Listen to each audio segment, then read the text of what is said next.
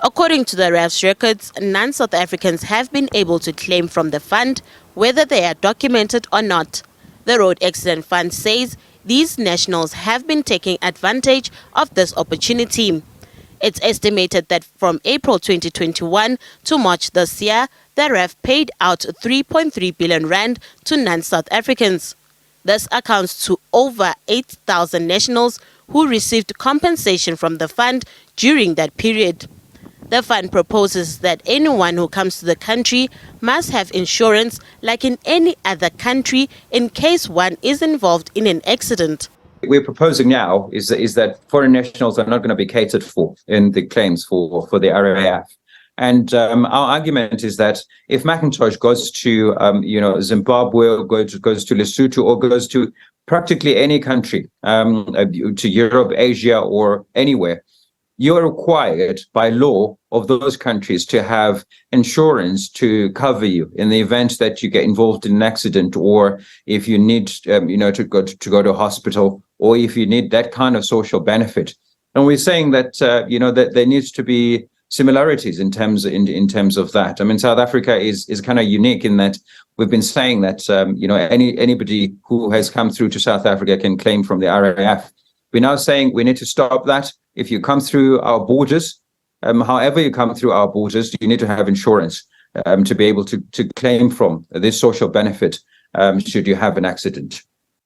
At the same time, the African Diaspora Forum says it would be unfair for non-South Africans to be removed from benefiting from the RAF.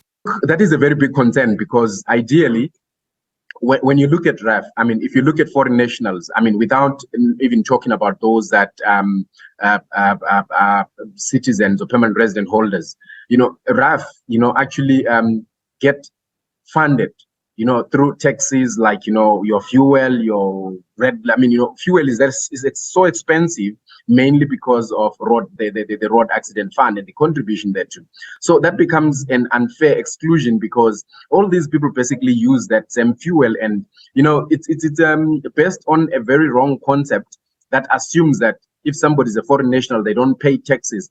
When people do not understand the different regimes of taxation, that fund the various activities like RAF, which is funded by taxation that comes mainly from fuel. So I think it's something that stands, really to be challenged. Others, such as the E-Hailing Association, urge the RAF to consider removing only undocumented migrants from claiming compensation from the fund. I do believe that there has been a vast amount of abusive claims against RAF, and maybe RAF is just trying to act to protect itself, or to protect the funds that it's collecting.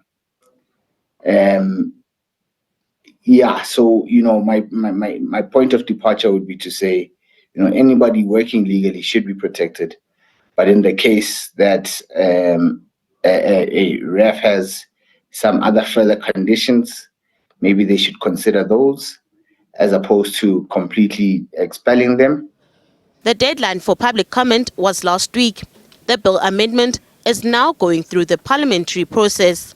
The RAF says it wants to send a message to the public that it is no longer a cash cow and compliance should be the order of the day. Nothando Makutulela, SABC News, Johannesburg.